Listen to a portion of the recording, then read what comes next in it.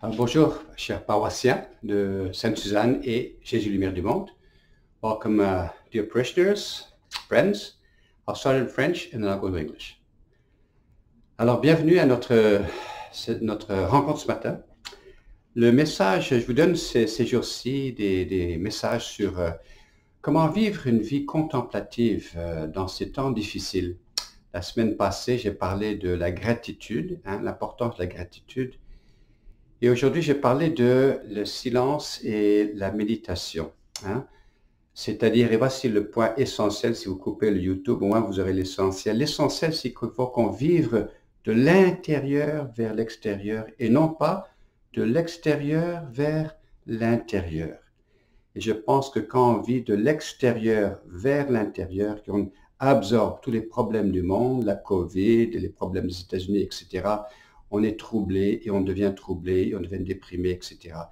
Alors la vie contemplative aide à maintenir une paix intérieure et une santé mentale aussi qui va avec. Ce matin, je me suis levé, mon cœur était rempli de musique. J'avais écouté récemment la symphonie de Sibelius, la première, que j'aime beaucoup. Et on peut imaginer, Sibelius, c'était un Finlandais. Et on peut s'imaginer avec cette musique, cette première symphonie qui est ravissante. Et il y a des moments où on a l'impression de se retrouver sur les côtes de la Finlande, tant que le vent est en train de souffler, et puis les ouragans s'en viennent, et puis les vagues s'en viennent. Et c'est l'hiver qui est là en plein fouet. Puis, le bruit qui se fait, étonnant. Je me suis réveillé avec cette musique formidable dans mon cœur et j'imaginais la Finlande et la côte, j'imaginais les ouragans qui s'en venaient, puis la nature qui était branlée. J'étais saisi par la beauté de cette musique de Sibelius, mais j'étais dans mon lit, j'étais chaud, j'avais des bons oreillers, et puis j'étais bien à penser à cette nature sauvage dans mon petit lit paisible. J'étais bien content d'ailleurs d'être dans mon petit lit et non pas dans ce fouet de ouragan de la symphonie de Sibelius. C'est une image. C'est une image de la vie intérieure et de la méditation que je puisse vivre dans le calme et la musique de Dieu intérieur, lorsque je vois les ouragans de la vie qui m'entourent.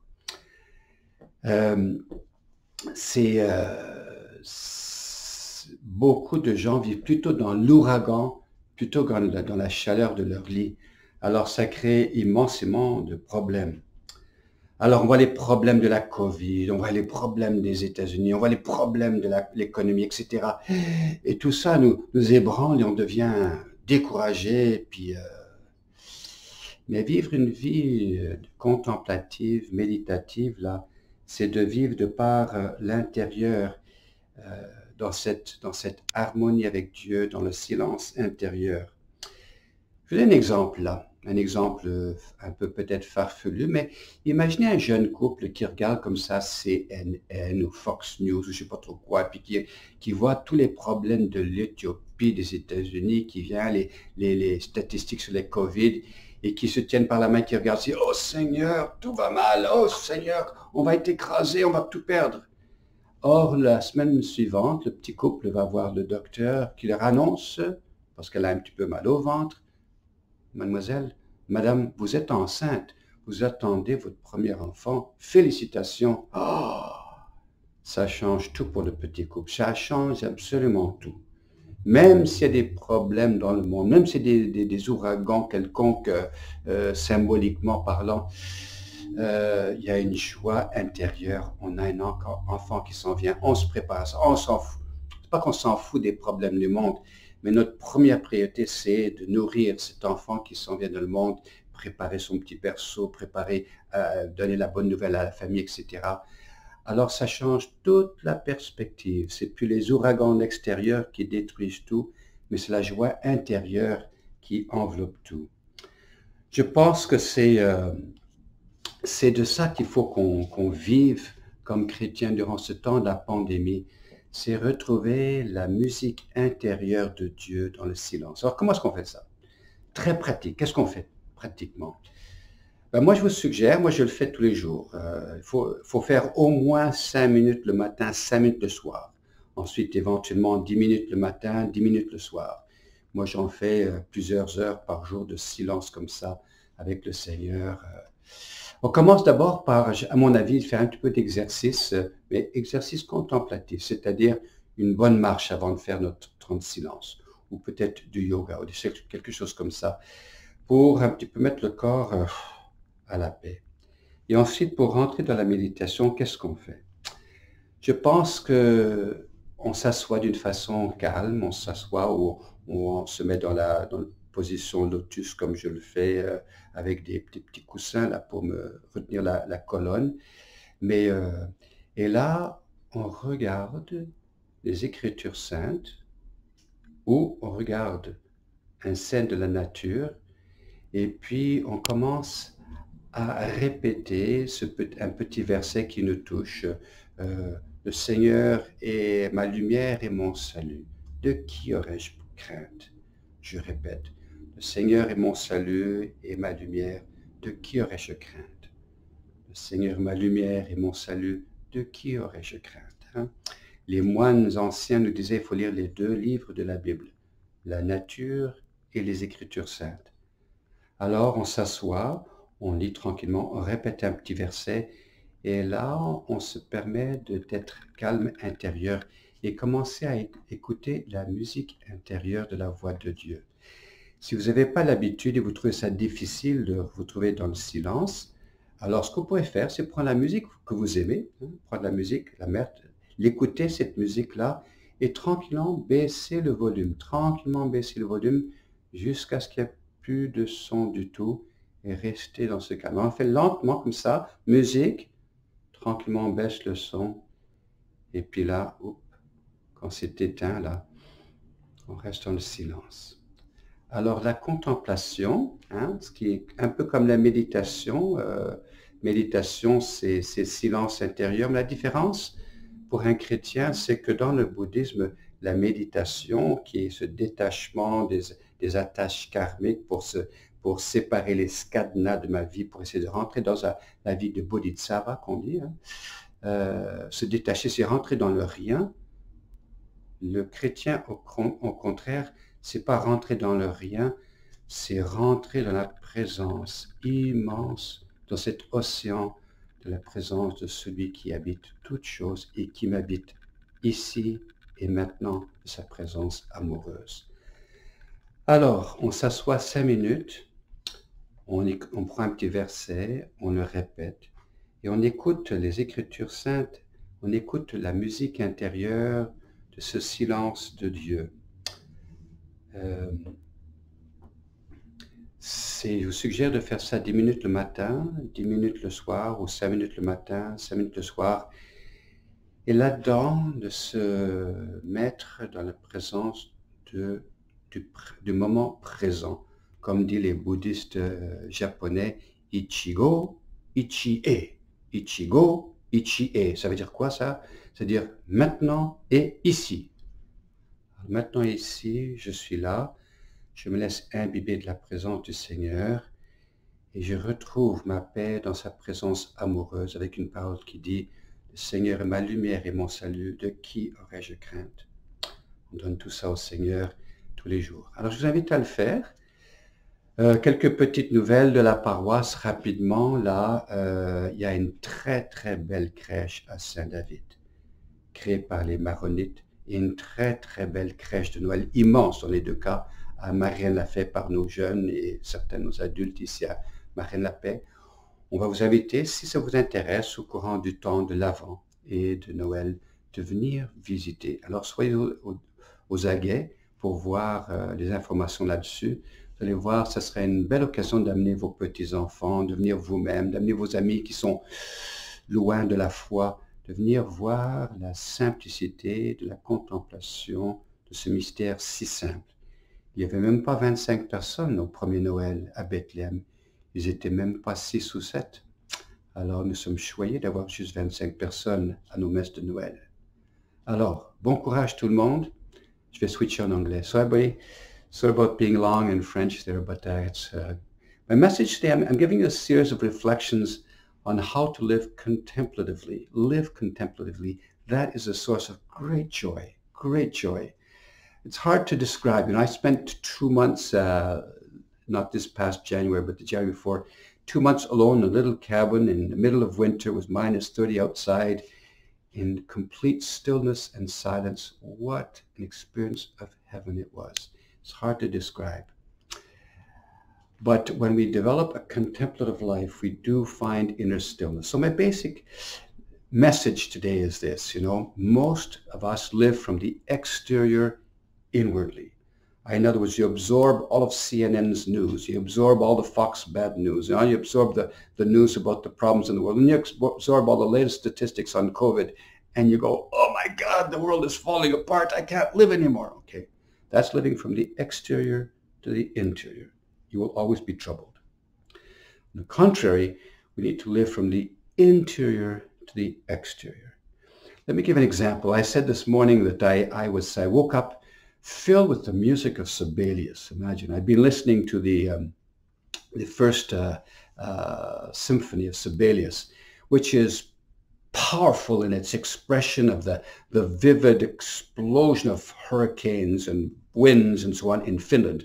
Sibelius was a Finnish composer, and you can catch in his first symphony just the power of the waves hitting the shores of this northern city, northern country, and the power of nature in this in Finland there.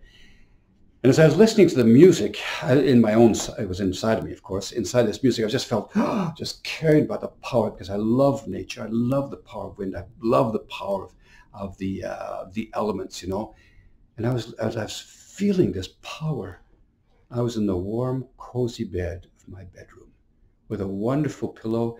And I felt so warm and cozy, imagining the power of this torrent around us in this beautiful symphony of Sibelius. That's kind of like an image, I guess, of what contemplation is. I'm aware of the problems in the world. I pray for them. I try to get involved and do something to make a difference. But I'm also living from the interior outwards, in the coziness of my bed, where I'm with the Lord in inner stillness and peace, grounded in contemplation. Another image I could use is, and we need to make that kind of shift from being preoccupied about the noise in the world and being focused on the inner music of the Lord speaking to me. We need to have a kind of a Copernican revolution in our way of thinking.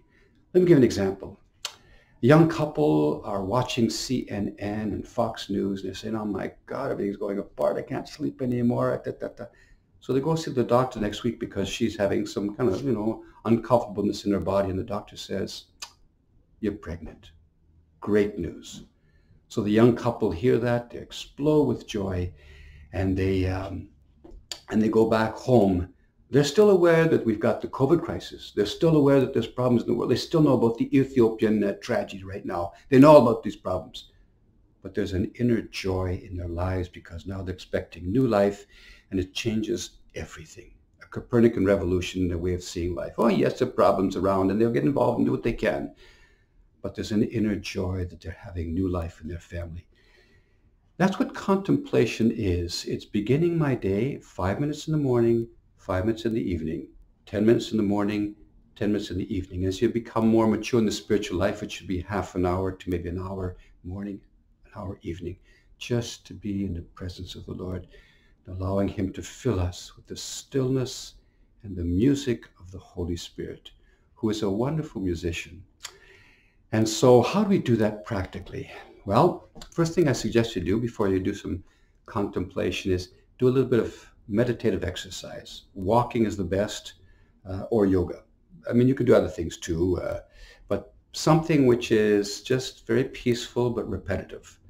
Walking, and I just kind of get my body into a bit of a zone, and then you sit down quietly for your meditation time. Sit still, maybe in a lotus position with some cushions, as I usually do, or you can sit down in a straight back chair. And then begin by focusing in on one of the two books of the Bible that the monks tell us about. The first one is the scriptures. The second one is nature.